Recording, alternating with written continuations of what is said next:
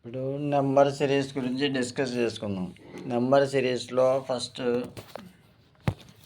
+1 +2 +3 +4 n+1 n+2 n+3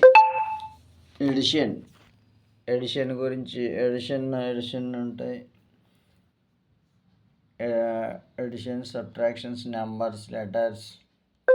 next squares plus addition, number squares addition, cubes plus addition, cubes division, subtraction, cubes, natural numbers.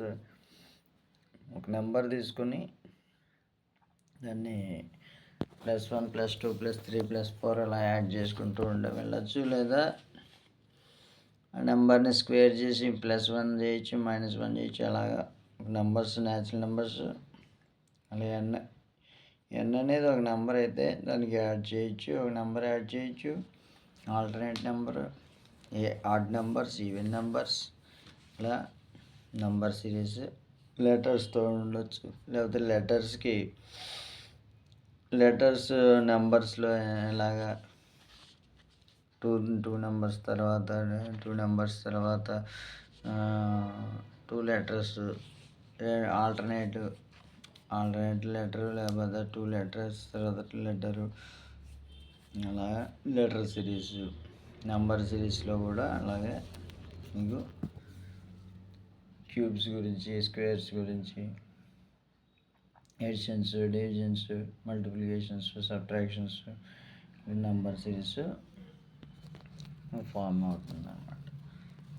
Number simplifications, లేకపోతే దాంట్లో mixing కూడా ఉంటుంది.